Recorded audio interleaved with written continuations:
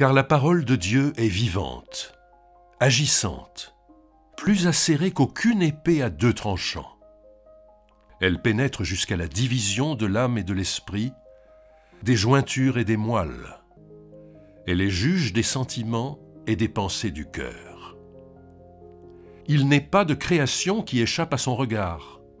Tout est mis à nu et offert aux yeux de celui à qui nous devons rendre compte.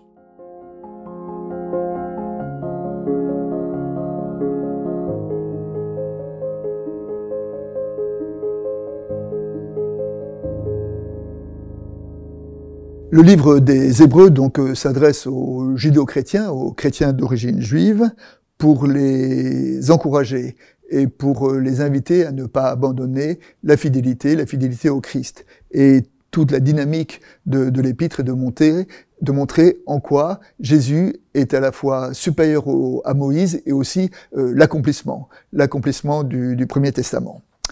Dans quelques versets qui précèdent le texte que nous avons lu, il y a ce fameux appel, citation des psaumes qui dit « Aujourd'hui, si vous entendez ma voix, ne vous obstinez pas comme au jour de la révolte, au jour de l'épreuve dans le désert. » Alors ça c'est intéressant parce que ce verset-là fait référence à la révolte des Hébreux au désert, qui est reprise dans le psaume. Donc le psalmiste réactualise cette parole pour ses contemporains, ne vous endurcissez pas comme le fit le peuple.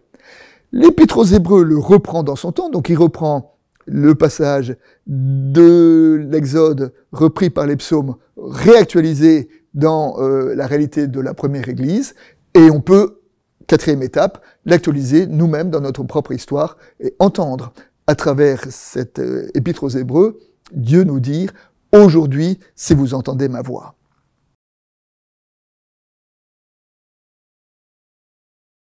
Et justement, dans le passage que nous avons lu, la voix est évoquée sous les traits d'une épée à double tranchant, c'est-à-dire une épée qui juge les sentiments, les actions et les cœurs. La parole de Dieu est comme un trébuchet, le trébuchet d'une balance qui arrive à juger de nos actions. Et quand on médite ce texte-là, on dit que il peut nous arriver de mentir aux autres. Il peut même parfois arriver de nous mentir à nous-mêmes, mais on ne peut pas mentir à la parole. Et la parole de Dieu est comme ce scalpel, cette épée qui vient nous dire la vérité de notre vie. Et c'est vrai que quand on est croyant, notre tendance c'est plutôt d'aligner Dieu sur notre façon de penser à un Dieu qui pense comme nous, d'avoir le Dieu de nos idées. Mais quand on se réfère régulièrement à la parole, on voit un Dieu qui n'est pas automatiquement venu pour conforter notre façon de penser, de vivre, mais qui est venu aussi pour juger, qui est venu aussi pour contester. Et cette parole nous conteste quand nous sommes menacés par l'orgueil, cette parole nous rassure quand nous sommes menacés par la peur, et cette parole nous interpelle quand nous avons tendance à nous enfermer dans nos petits conformismes.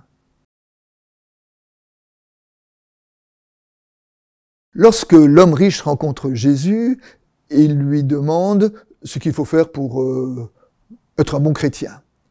Et Jésus commence par le renvoyer à sa propre tradition en lui rappelant les principales paroles des 10 commandements. Tu ne commettras pas de meurtre, pas d'adultère, pas de vol, pas de faux témoignage, tu ne feras de tort à personne, tu honoreras ton père et ta mère.